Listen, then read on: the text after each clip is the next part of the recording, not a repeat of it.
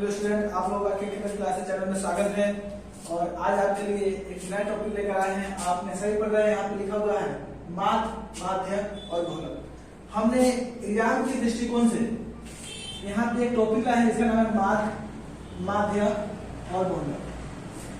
आपसे इतनी निवेदन है, आग्रह है कि आप कम से कम अगर इस वीडियो को माध्य, माध्यक, बहुलक के वीडियो को पूर्ण रूप से अगर देखकर जाएंगे तो एग्जाम में इससे संबंधित जो भी ऑब्जेक्टिव आने वाले हैं वो आपके ऑब्जेक्टिव क्लियर होंगे। एकदम गारंटी है कि अगर आप इसे पूर्ण रूप से देखेंगे तो समझ में आ ही जाएगा।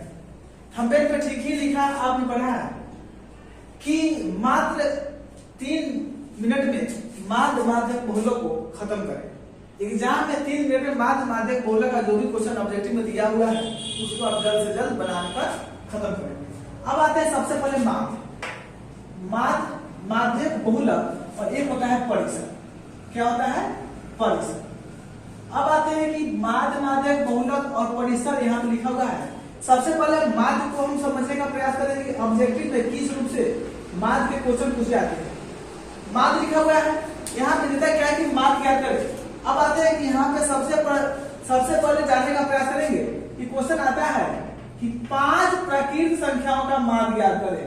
5 प्राकृत संख्या का माध्य ज्ञात करें। माध्य ज्ञात करें। अब सबसे पहले जानने का प्रयास करेंगे कि 5 प्राकृत संख्याओं का माध्य ज्ञात करें। तो यहाँ पर प्राकृत संख्या किससे शुरू होती है? प्राकृत संख्या जो होती है वह शुरू किससे होती है? प्राकृत संख्या यानी कि इसका इंग्लिश होता है natural number. Natural number, natural number means प्राकृत संख्या। प्राकृत संख्या जो शुरू होती है वो 1 से शुरू होती है। 1 2 3 यानी डैश डैश डैश, यानी कि गिनती की सभी संख्याएं, गिनती की सभी संख्याएं, गिनती की सभी संख्याएं प्राकृत संख्या कहलाती है। प्राकृत संख्या कहलाती है। अब गिनती की सारी संख्या प्राकृत संख्या कहलाती है। यहां निकलना क्या कि 5 प्राकृत संख्या का माध्य ज्ञात करें।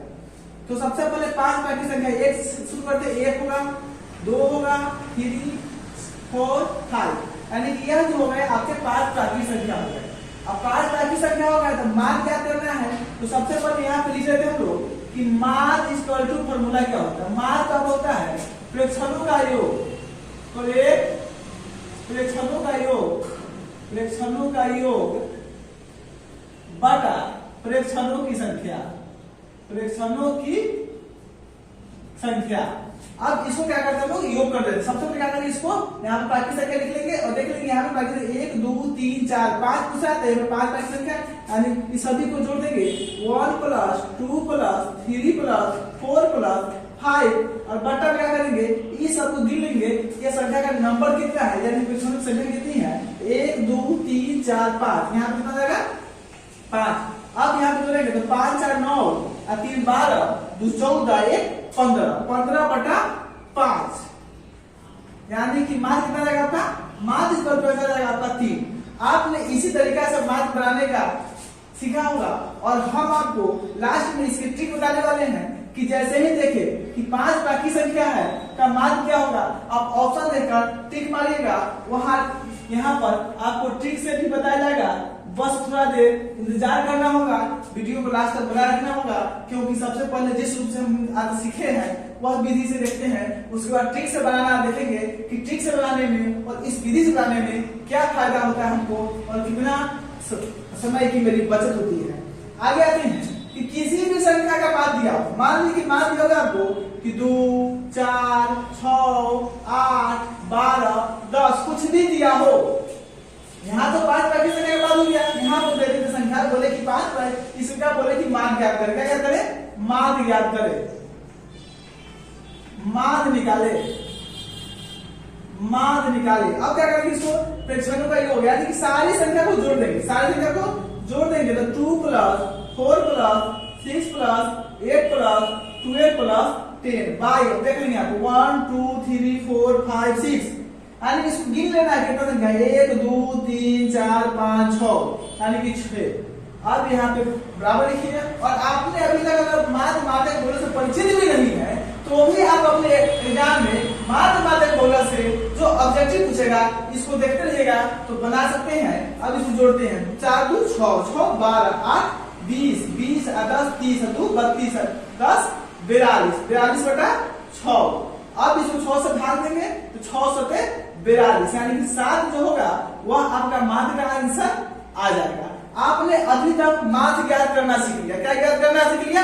माध्य ज्ञात करना सीख लिया।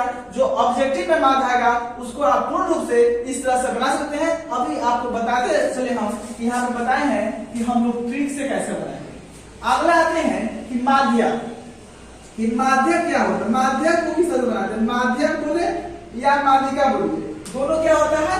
बात बराबर होता है। यहाँ पर लिखिए माध्यिका, माध्यिका। और सबसे हल्का क्या होगा आपका? बहुलक होगा।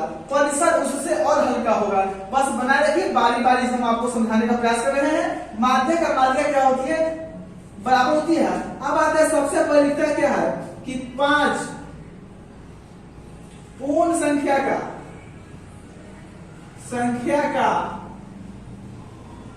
माध्यक क्या होगा? क्या होगा? अब यहां देखिए माध्यक पूछ रहा है। यहाँ पे 5 प्राकृत संख्या का भी माध्य पूछ सकता है। 5 प्राकृत संख्या का माध्यक क्या होगा? यानी कि पूर्ण संख्या पूछे या प्राकृत संख्या पूछे। इसमें भी क्या पूछा? प्राकृत संख्या पूछा। या यहाँ पूछते आपको कि 5 पूर्ण संख्या, 5 पूर्ण संख्या का माध्य, 5 पूर्ण संख्या का माध्य क्या होता है? माध्य क्या होगा? अब आता है कि आपको हमने बता दिया कि प्राकृत संख्या किसे कहते हैं, प्राकृत संख्या कहां से शुरू होती है और प्राकृत संख्या क्या होती है। मैंने बताया कि 1 2 3 4 यानी गिनती की सभी संख्या, गिनती की जितनी संख्या होती है वह संख्या प्राकृत संख्या होती है। अब आते हैं कि पूर्ण संख्या क्या होती है। तो पूर्ण संख्या जिस तरह से इंग्लिश में प्राकृत संख्या को नेचुरल नंबर बोलते हैं, ठीक उसी तरह हम लोग पूर्ण संख्या को यहाँ पे क्या बोलते हैं? होल नंबर बोलते हैं। क्या बोलते हैं? Whole number. और होल नंबर बोले तो आपसे अगर पूछा जाए कि होल मतलब क्या होता है तो आपने कहीं दीवार में होल बना देखा होगा। होल का जैसे ही होल अगर बोलते हैं इंग्लिश में तो उसका माइंड में, दिमाग में इमेज होता है वह इस प्रकार का बनता है, इस प्रकार का बनता है। ठीक है, बनता है। और जैसे ही होल बन जाएगा, होल माने क्या होगा? गोल होगा। जब गोल होगा तो पूर्ण संख्या जो होगा वह 0 से शुरू होगा। 1 2 3 4। अब यहाँ पे देखिए 5 हो गया। 1 2 3 4 5। यानी कि आप यहाँ पे 5 लिखने का गलती नहीं करेंगे। हम सबसे पहले इस वीडियो को लेकर आने का मेरा उद्देश्य ही था कि बच्चे प्राकृत संख्या और यहाँ पे पूर्ण संख्या में बार बार क्वेश्चन होते हैं, पूछता है प्राकृत संख्या का मान, आप निकाल लेते हैं पूर्ण संख्या का मान। और जैसे ही आता है तो आप यह डिसाइड करने में आपको दिक्कत होती है कि प्राकृत संख्या 1 से शुरू होता है कि 0 से शुरू होता है। आज के बाद यह दिक्कत खत्म हो जाएगी, क्योंकि पूर्ण का मतलब इंग्लिश में गोल होता है और गोल का मतलब होता है गोल। तो जैसे ही गोल होगा तो यह 0 से शुरू होगा। जब पूर्ण संख्या 0 से शुरू होगा, याद रखिएगा ठीक से, तो आपको यह प्राकृत संख्या 1 से शुरू होगा। यह कंक्लूजन आज खत्म हो गया वीडियो देखने के बाद। और यहाँ ट्रिक से आपको बताने वाले हैं, इसको ध्यान रखिएगा। इस सब का ट्रिक बताने वाले यहाँ पे सबसे पहले मानते हैं कि 5 पूर्ण संख्याओं का माध्य क्या होगा। अब देखिए यहाँ पे 1 2 3 4 5। 5 दिए 4 3 7 9 10। 10 बटा 5, 5 गुना 10। यानी कि माध्य का जो आंसर होगा वह कितना हो जाएगा? 2। अगर क्वेश्चन पूछे कि 5 प्राकृत संख्या का माध्य ज्ञात करें तो 1 से शुरू करेंगे। और जैसे ही 5 पूर्ण संख्या का माध्य ज्ञात करें तो आप 0 से शुरू करेंगे। क्या है कि पूर्ण संख्या जो होती है वो 0 से शुरू होती है। इसको याद रखने के लिए पूर्ण का इंग्लिश गोल होता है, गोल माने गोल होता है, और गोल बोले तो 0 होता है। तो 0 से यहाँ तक लिखेंगे। 5 जहां पर जाएंगे 5 ऊपर जाएगा, वहां पर ऊपर जाएंगे।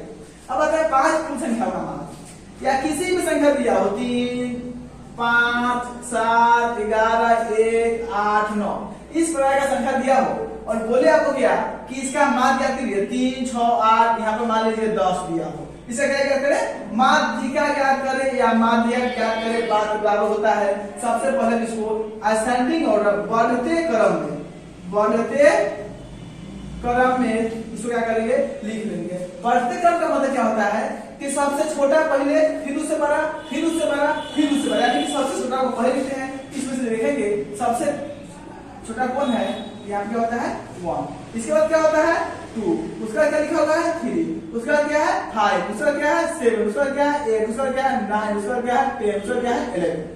यानी कि इस तरह से आपका संख्या लिखा हुआ देख लीजिए, 1 भी हो गया, 2 भी हो गया, 3 भी हो गया, 5 भी हो गया, 7 भी हो गया, और 7 में 8 भी हो गया, 9 भी हो गया, 10 भी हो गया, 11 भी हो गया। इस तरह से हम इसको सबसे पहले बढ़ते क्रम में लिख लेंगे। और बढ़ते क्रम में लिखने के बाद कुछ नहीं करना है माध्यमिका में मेरे दोस्तों, मेरे प्रिय छात्र। अब क्या करना है, इसको एक तरफ से काटना है, इधर से इसका काटेंगे, एक इधर से इसका काटेंगे, फिर एक से इधर काटेंगे, एक संख्या इधर काटेंगे, फिर इधर काटेंगे, फिर इधर काटेंगे, फिर इधर काटेंगे, फिर इधर काटेंगे। यहाँ जो बच जाएगा यही आपका आंसर हो जाएगा 7।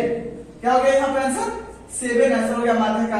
अगर आपके माइंड में नहीं चल रहा हो, हम जान रहे हैं यही चल रहा हो कि सर अगर यहाँ पे 2 संख्या बच गया तो हम क्या करेंगे, आपको बताते हैं।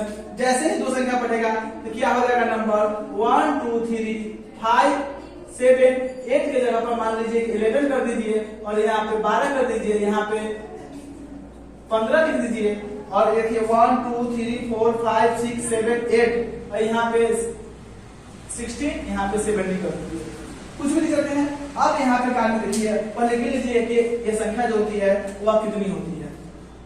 1 2 3 4 5 6 7 8 9 10, एक और बढ़ा दीजिए, यहाँ पे आ जाएगा 18। अब क्या करना है, हमने ठीक ही बताया आपको ऊपर में कि एक संख्या इधर से काटना है, एक संख्या उधर से काटना है।